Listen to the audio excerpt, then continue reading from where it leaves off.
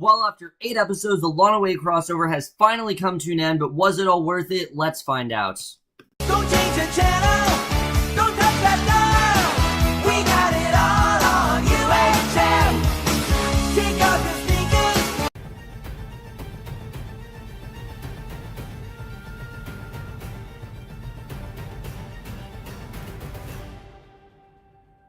Hey guys, it's Cameron, my review for the finale of The Defenders, Episode 8, also called The Defenders. I'm not going to say season finale because, again, they have not confirmed that there's going to be a season 2, so, just for all intensive purposes, I'm just going to say that this is, one series, and that's it, it's just a one-off, but either way, guys, I was definitely really looking forward to this episode. Even though I wasn't a huge fan of Episode 7, I said, alright, Episode 7 was really slow, that's gonna change to Episode 8, and that was absolutely the case. Was this a perfect finale? No. There were a couple choices in this finale that honestly I was kind of like, I didn't really understand the point of, but other than that, I was very satisfied with this finale. I really did love what we got here, and it really did remind us of how much we love these characters and how great their individual storylines really were, and I really did love the way this episode was done, because we were expecting an all-out war, and while we didn't necessarily get that in this finale, we still got some really good stuff here, but let's just jump right into it.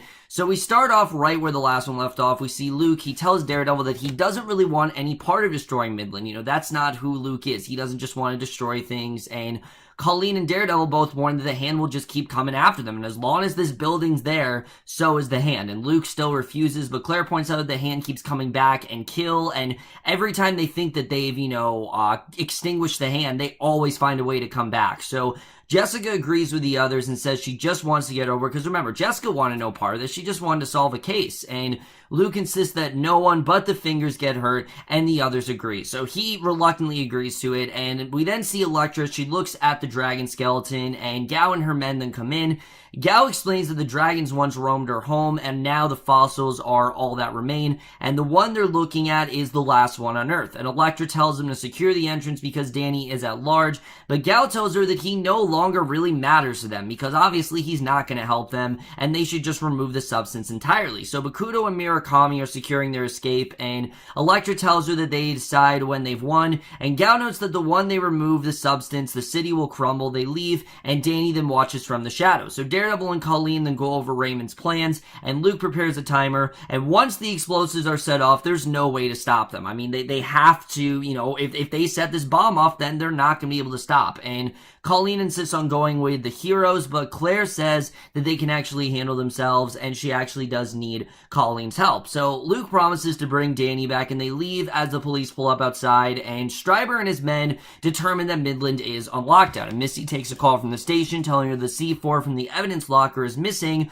Surveillance was down, so they don't know who, but Stryber figures that the heroes have the C4 and wonders what they're going to do with it. So they call in the bomb squad and order a 2-block evacuation. So obviously they're very worried about what's going to happen here and, what this could potentially do to the heroes, but at the station, we do see a good scene between Karen and Trish. I actually did like what we got here. Karen goes over Misty's board of all the murders, and Trish comes in and tells Karen that they came after her as well. And I have to say, again, I did like this scene. I thought Deborah and Woll and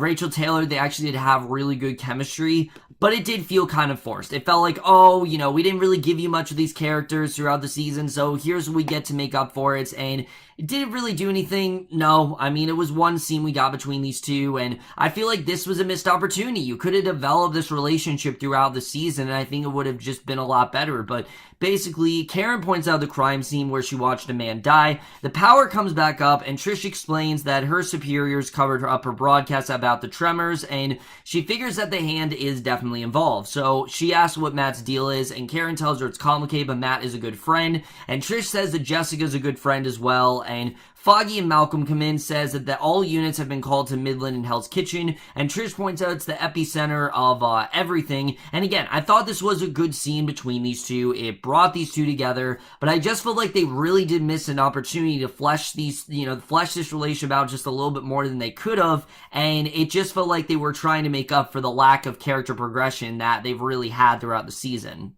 So Daredevil then finds a hidden door. He has Luke break it open, and a shaft then leads down to the earth. Daredevil says that he's glad they found each other, and they enter the elevator and descend downward, and Claire and Colleen then plant the bombs, and Colleen tells Claire that she has the ability to save lives, and their bond in the show, I definitely did feel more of. I thought, out of all of the characters, really the side characters, I think Claire and Colleen were the ones that were fleshed out the best. And Misty, I thought Misty was fleshed out very well too. But I just really felt a connection to their friendship here. They find the generator room, they plant the C4, someone comes and the two women then hide. It's Bakudo, and Colleen then draws her sword, and you know that she's gonna get what she wants from Bakudo. She's finally gonna take him down. And Misty takes out her phone, she calls a number. Bakudo says that he will find them. Colleen steps out, says that she's not done hiding. Claire's phone then goes off, she quickly silences it. Bakudo tells Colleen it's not too late. Colleen then answers him, and meanwhile, Claire answers the phone. Misty is telling her to get out, that it's just not a safe idea and that they're in over their head if they actually think this is gonna work. But Claire tells her to clear the block and hangs up because they don't really see another option. I mean, again, the hand's just gonna keep coming after them and they don't really see another way to get out of this. So the hand soldiers cut up the fossils and remove them. Danny takes one of them and another one attacks him. He knocks out the second man. Gao then tells him to save his energy for the larger battle to come. She explains the essence of what made Danny is there, and Danny says that the elders showed too much mercy by merely banishing the hand, and Gao dismisses him as naive and asks what he would give to hold his mother's hand again. Danny tells her that she can't get into his head anymore and asks what her plans are for New York. So Gao says its time has come to fall, and he knocks him back. She hears the elevator descending. Murakami then grabs Danny. Elektra tells him to wait, saying that Danny could be useful. Again, Danny really is the key to opening the substance that they want to. So Daredevil tells the others that 30 men are waiting for them, including Murakami and Gao and Elektra. He says that it's worse than what they faced before, and Luke says that he has an idea of how to handle it, but Jessica's not gonna like it. So the elevator arrives, revealing Jessica alone inside. She comes out, says she doesn't care what they're doing, she just came to talk, and Jessica points out they started it, but she doesn't really want to fight them alone, and this scene was fucking great. I mean, she goes right up to them. You think she's there to negotiate or whatever, or come to some sort of a truth, but no, she knows that they need to fight here. I mean, there's no other way that this is gonna get done. So Daredevil and Luke then drop down from the side. Jessica knocks Elektra back. Danny takes out the man holding him and joins in, and Bakudo tells Colleen that there's nothing she can do to him that can't be undone. He gives Colleen one last chance to be with him because, he still does, want her on his side, and she says that he doesn't need him anymore. And as she renews her attack, two more men then come in. Claire attacks them with a wrench. She takes them out, but a third one comes in. Colleen throws her sword, wounding her, but Bakudo then slashes her across the back, and Misty then arrives, shoots the third attacker as he recovers. She orders Bakudo to drop his sword. And this scene, I'm like, what are you doing here? Like, I understand she's trying to intervene, but I mean, there's kind of a battle going on. This is a really dangerous situation. Again, it just shows how how Misty really doesn't think sometimes that she's really not that great of a cop. But the four heroes continue fighting and regroup. Danny tells them that Elektra killed Alexandra, and they tell Danny about the bombs, and Luke has Danny summon the fist. He attacks Gao, she blocks, but the impact then knocks her and her men back. They recover and fight. Luke then knocks Murakami out. He shields Jessica when two soldiers open fire, and I love the scene where she's like, thanks Ironclad, and he said it was Iron Fist. Just little things like that. The show has just done such a great job with the witty sort of playfulness of all the characters, but Daredevil and Dane then take them out. Luke says that it's just like old times, and again, I really did like that scene of seeing him on top of Jessica, saying it's just like old times, and Elektra then garrotes him, holds off the others while Gao then slips into the shadows, and Danny stares at the fist as it goes out. So we then get this really crazy action scene that lasts for about 10 minutes, but it's definitely one of the most impressive action set pieces we've had here.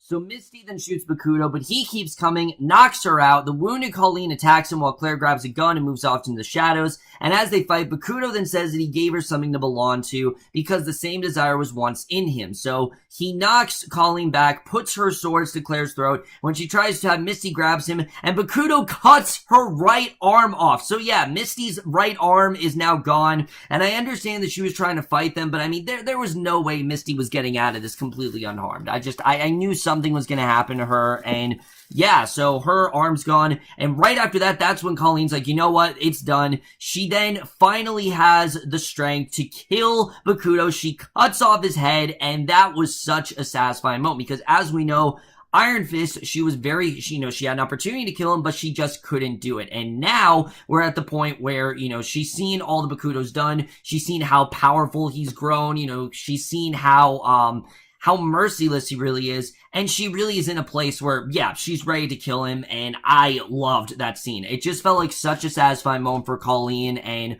I think they did a really good job with that here. Again, it shows how great of a character Colleen really is. But Claire then tourniquets Misty's wound. Colleen realizes they have 9 minutes left on the timer before the bomb goes out, and Daredevil managed to take Elektra down long enough to hear the timer counting down, and Elektra then renews her attack. Jessica throws her across the cavern. Daredevil tells him to get to the surface and he'll get through to Elektra and then meet them, and they refuse to leave him, but Daredevil reminds them of their promise to get Danny back, and as they go, he whispers something to Danny, and you don't know what that's all about, but as the elevator moves up, hand soldiers and then climb at the scaffolding. They're shutting down the elevator, and they attack the trio. Meanwhile, Daredevil tells Elektra that she's the one hiding, and he won't lose her again. He grabs her and says that he loved her, but Elektra breaks free and kicks him away. So Daredevil reminds her that she wanted to just walk away before, and Elektra says that he let her die and slashes him across the stomach. He takes off his mask and tells Elektra that she's never been anyone's slave, and Elektra says that she's what she's always been, and Matt tells her that he knows when she's lying, and when he says that he knows that there's goodness in her, Elektra says she doesn't care about good or bad. She throws a blade into the elevator gear, so she's not looking for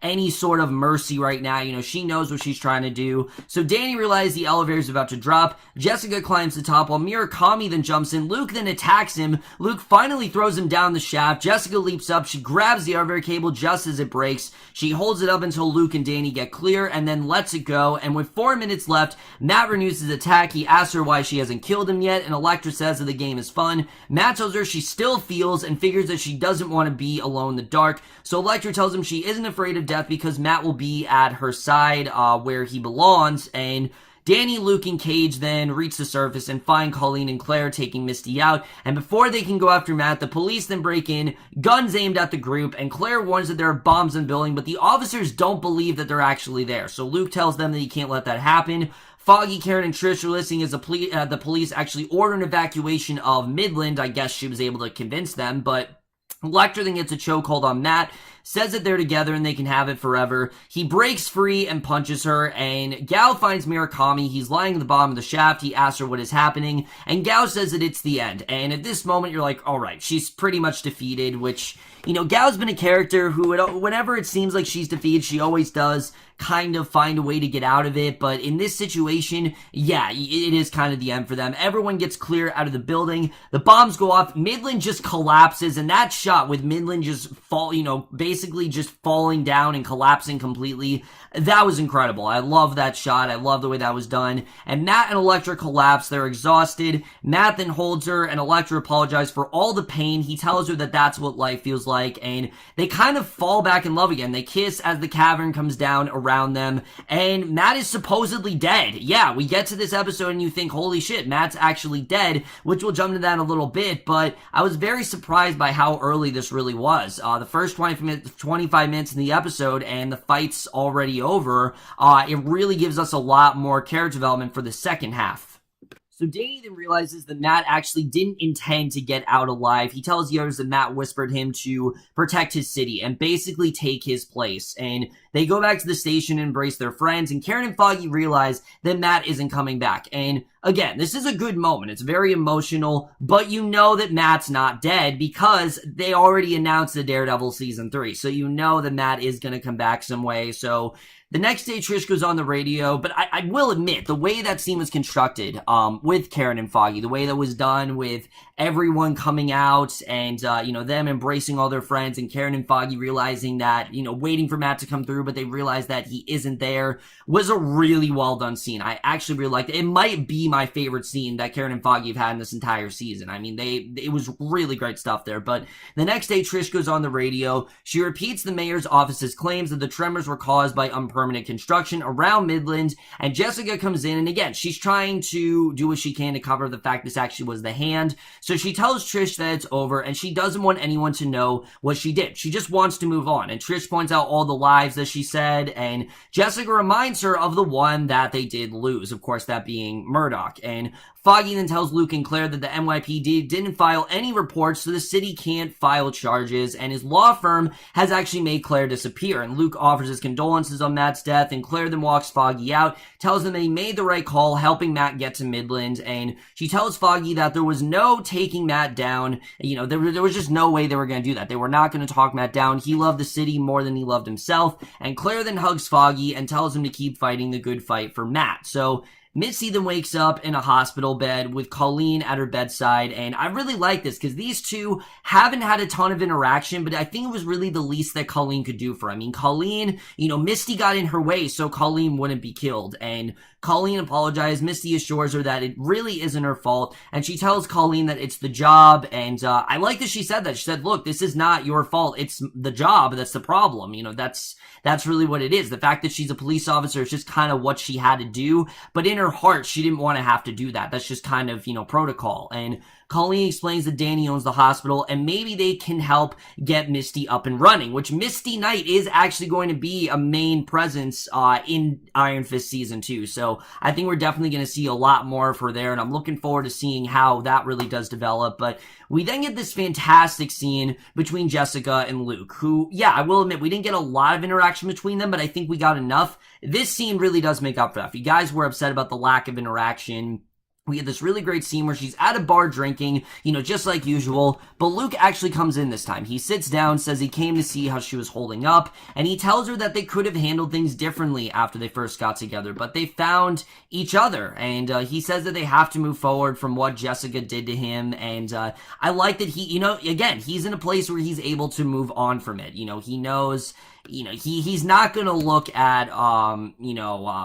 again, I can't think of her name right now, Rhea, something like that. He's not gonna look at her the same way because, one, he knows that, in general, she was actually conspiring against him. Two, he's just able to move on from it. I mean, it happened so long ago. They have to move past it at some point, and, he points out that either one of them could have died at Midland. You know, Matt, it was a chance thing. You know, it could have been any of them. If Danny did the same thing, it could have happened. If Luke did the same thing, it could have happened. If Jessica did the same thing, it could have happened. So Luke tells Jessica that he's glad it wasn't her, and they share a toast, and he suggests that she stay in touch, and she has friends, and one of them is in Harlem. So what this is setting up, in my opinion, is that we are going to get an episode with these two together in Season 2. If we don't, I'm going to be really disappointed, because I feel like it's just inevitable. You know, Luke was a main character in Season 1. I think it only makes sense for them to give him at least maybe a 3 episode arc in Jessica Jones Season 2, where him and Jessica, they solve some sort of case. Just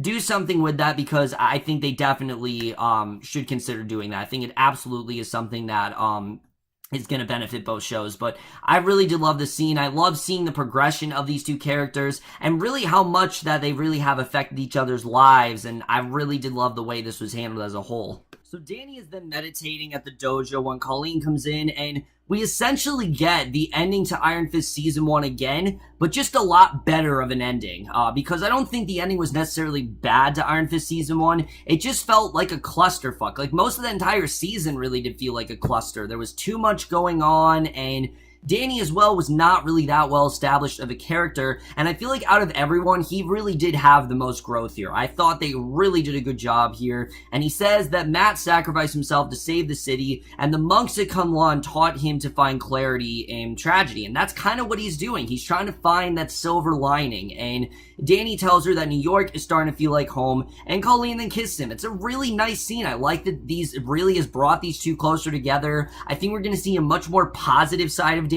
in Iron Fist Season 2, and all the better for it. I think the last thing we want to see is another season of Danny just brooding constantly, and I think what we got here is just a lot more entertaining Danny Rand. I hope we definitely do see that heading into Season 2 here. But Jessica goes to her office. She discovers the door is open, and she goes in, finds Malcolm painting over the bullet holes in the wall, and he points out that it's almost like she's back in business again. And Jessica removes the paper from the door sign, and we see it now says Alias Investigations, and Yes, the Jessica Jones that we all know and love, it really is starting here, and I really did love that because, you know, she was very reluctant on if she actually did want to go into business again, but it seems like she does. She actually does want to solve these cases, and I really did like seeing that, but Foggy then finds Karen at the church. She tells him that she can't reveal what happened in Midland because it might reveal Matt's secret identity. She suggests that Matt actually might be alive, and Foggy then hesitantly agrees,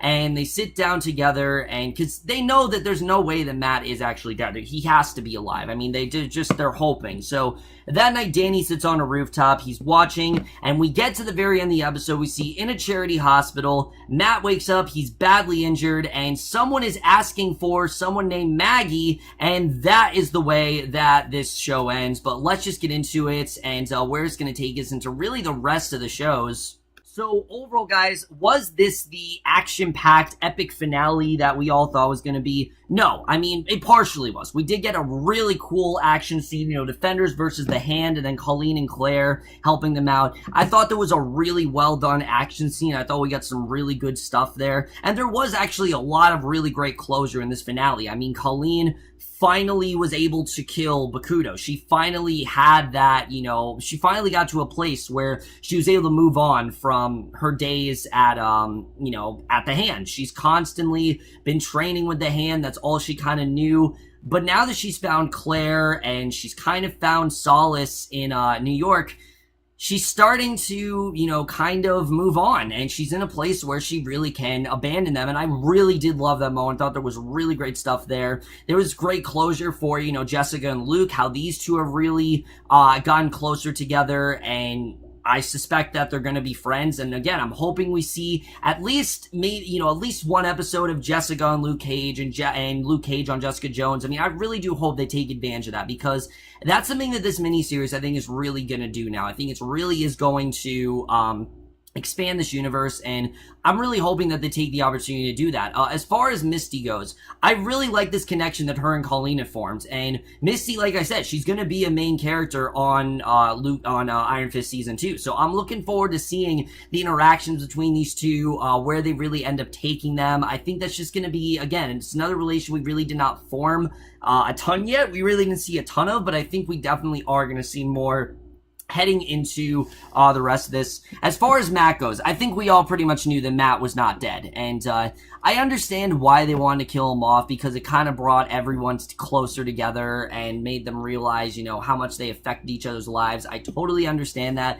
But it did kind of feel like a Batman v Superman sort of thing where, you know he was going to come back, and obviously Daredevil Season 3 was confirmed. I will admit it was handled a lot better, though. The way it's done in Batman v Superman is very random, and the way it's done here I thought was definitely a lot better than they did it in, Batman v Superman. I thought it was definitely handled better here.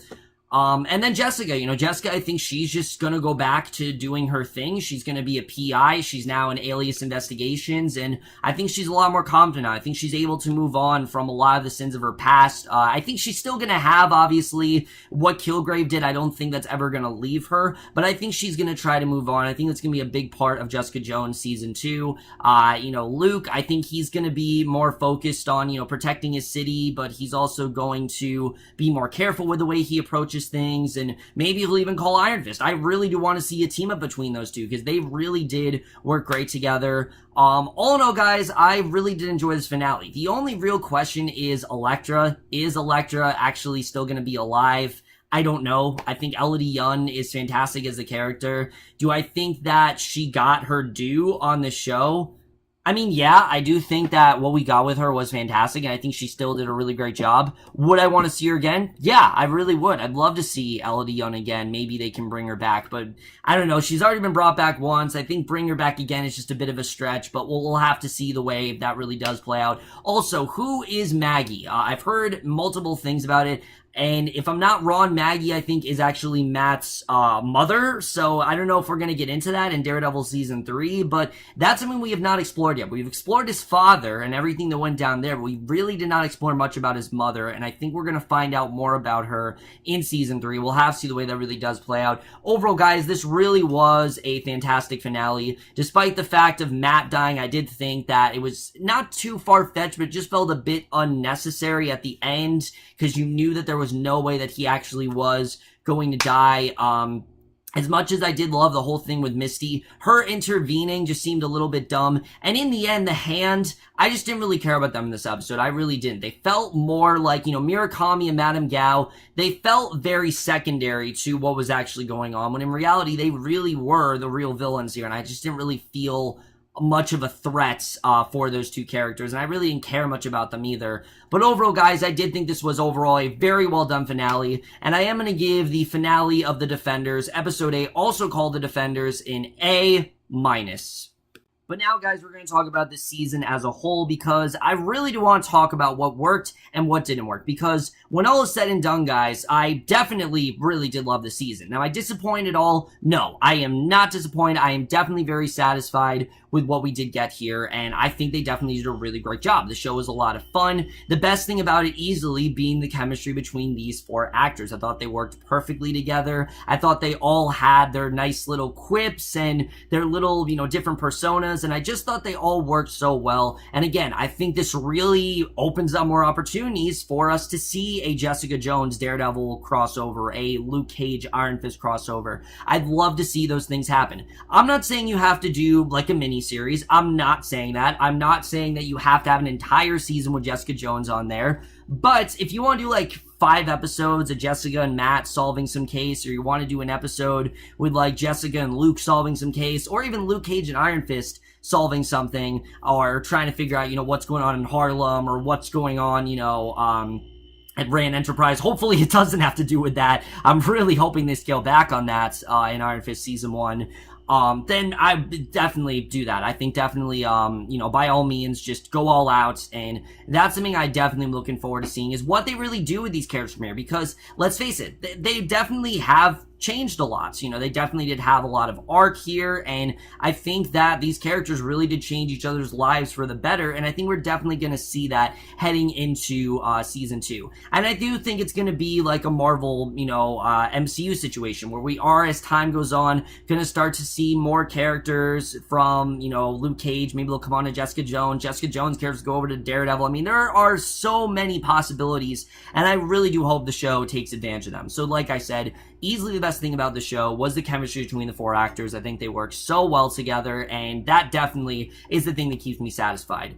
Now for the negatives, because there actually are a few. The show had a very strong main plot with these 4 trying to take down the Hand, each of them having their own personal reason for doing so. I thought was very well done, because they could have easily just had them all come together for no reason whatsoever, but they really did give them all a reason. They really did take the time to show, okay, this is why Jessica Jones does want to do this. This is why Luke Cage wants to do this. I thought they handled that in a very good way. I have to say as well, what the show did cinematography-wise was also really impressive, especially the little hues that each character have. I never really pointed this out. It was just a really clever thing. Each character kind of had their own sort of color. Daredevil was red, Jessica Jones was blue, Luke Cage was yellow, and Luke Cage was yellow, and then Iron Fist was green. I just thought it was a really cool stylistic choice the way they did that. I actually thought it did keep us invested in the show, and especially that first episode where all 4 of them kind of come together. It was just a really cool shot, and you could tell they really did put their all into the show.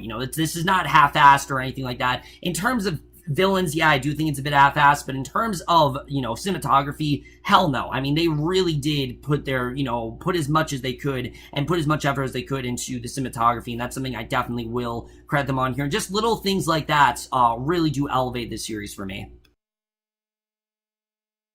Side characters, on the other hand, are really my problem with this, because, look, I really do like Foggy, I like Karen, I like Trish, I like Malcolm, I like all those characters, but it has to be said, they really were not characters in the show. They honestly weren't. It felt less like these were characters and more like, oh, they're just in the city, so we need to have them in the show. It felt more like a plot device. Like, Foggy and Karen were just around so Matt could have this arc with him wanting to go turn to the, be the Daredevil, but also be Matt Murdock. I thought it was a good arc at first, but the more it went on, the more repetitive it got, and it just felt like that's all they really gave them to do. And when you see this episode and you saw the interaction between Karen and Trish, I'm like, damn, I really wish they could have fleshed out these characters more, because the two of them really did have great chemistry in that scene, but it was one scene. I don't think they fleshed those two characters. Trish had nothing to do in this show. She had one thing where, you know, she was trying to cover up the fact that this was the Hand and that this was a shady organization. Other than that, nothing to do for her. Malcolm was basically just on Jessica Jones season 2. It didn't even feel like he was really a part of this show. I kept forgetting that he even was in that police station, because they did absolutely nothing with him. I really love Malcolm as a character, but they really did not service him well at all, I have to say. I was really disappointed, honestly, with the way they did handle stuff there. Even Foggy, I mean, he was just there, like I said, to just repeat the same things to Matt over and over again. Why are you the Daredevil? Why are you getting yourself into this? You know, why are you doing this to us? I mean, it got very tiring after a while, and I felt they could have given these characters just a lot more to do, and they really didn't. And that really is what kind of just did disappoint me, because when you look at someone like Misty or Colleen or Claire, who actually were really well fleshed out and actually did have a lot to do here, it really does make me wish that some of these characters had a lot more to do. Even Bakudo, as much as I do like Ramon Rodriguez as Bakudo, as much as I do think it's perfect casting, he really did not have much to do on the show. He just felt like he was part of the Hand, and we had that great scene between him and Colleen, but it felt like he was only here for Colleen's sake, and that really was it. I understand he's part of the Hand, but that's the only reason it felt like he was here, was because he was part of the Hand. And let's jump into that, because that's my other problem in this series. Look, was the Hand a threatening villain? Yes, they were definitely very menacing, and I definitely, you know, when Alexandra spoke, I mean, there were times where the hairs on the back of my neck really did stick up. They really did, and I definitely was on the edge of my seat many times. Sigourney Weaver, she's just such a captivating actress, where she can have the littlest, you know, dialogue, and you're so just, you know, you're just so invested on what she's saying, and they did a really great job with that. But I do think the show missed the mark a bit in that, honestly, I think this show should have been 9 episodes. I really do, and I'll tell you why. The 8 episodes we got were fine. Episode 7 was very dialogue heavy. But because episode 7 didn't have a ton going on in it, I think that would have been the time to flesh out Alexandra's character. I think that's what they should have done. They should have given us flashbacks of Alexandra's life, her commitment to the Hand, what her personal life is. I think it just would have fleshed her out as a much better villain. Which, I'm not saying that at the end of the day, you know, I didn't like Alexandra's character, because I really did. I love what we got with Sigourney Weaver. I just felt it was really limited, and I felt like they did not utilize her as well as they really could have. Acting-wise, oh, hell yeah. I mean, she always gives it all. I've never seen Sigourney Weaver give a bad performance. She's always incredible, and I'm still, you know, I'm still processing the fact that we're actually able to get her on the show, someone of that caliber, but she really did kill it. I just felt like they could have given her a lot more to do, and they really did miss the mark on actually fleshing these characters out fully, and I really do wish we got that. What we got was fine, but at the end of the day, Murakami, Sawandi, I didn't care about them. I really didn't. Murakami was really annoying at points. Sawandi I don't care about him.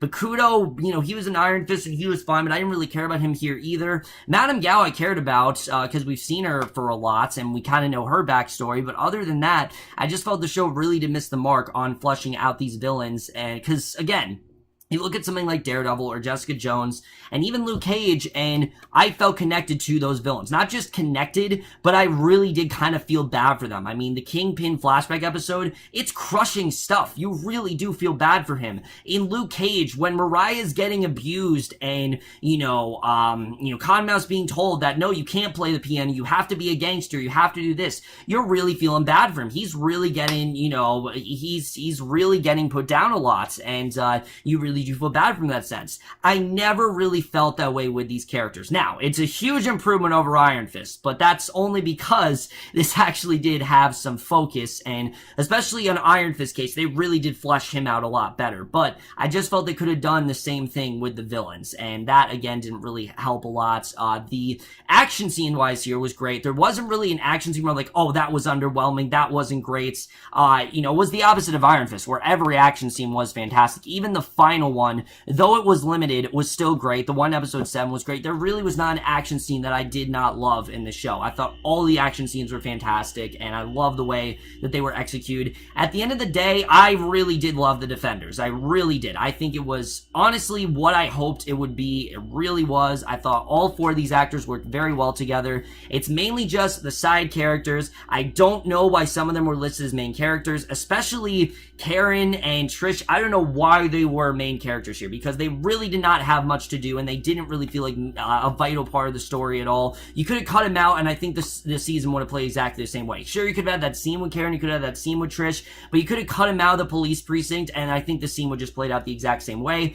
Other than that, guys, besides what they could have done with the villains, I really did love the Defenders overall. Is it a perfect series? No, but I honestly did have a lot of fun with it. I definitely am satisfied with this series, and I am going to give the Defenders as a whole a B+. And with that, guys, that's it. The Defenders Season 1 has now come to an end. Now, again, I'm not going to call it Season 1 solely because of the fact that I don't know if this is going to be renewed. Is it? Yes, it's very likely. I think it's very likely that we're going to get a Defenders Season 2. There have been times where they said, oh, it's a one-off, but it's not going to be a one-off. I could very well see that happening here. This was, for the most part, well-received, and I think this really did redeem the Marvel Netflix series. I was never really worried about them. It's just Iron Fist didn't really come together, but I'm pretty sure the writers we got for this are the same writers for Iron Fist Season 2, so I'm hoping that they really do improve on that. But overall, guys, that's it. I'm interested in hearing your thoughts. What do you guys think of the Defenders? Did you like it? Did you not like it? Are you satisfied with it? What would you like to see from here on out? Like I said, there are so many opportunities to expand this universe, and I just really hope they take all of those liberties and really utilize them, because I think they could do some really cool stuff if they really did try. But that's in my review. Hope you guys enjoyed. We'll see you guys in my next video, which I think will be for a movie review, and we'll see you guys for that. Okay, bye.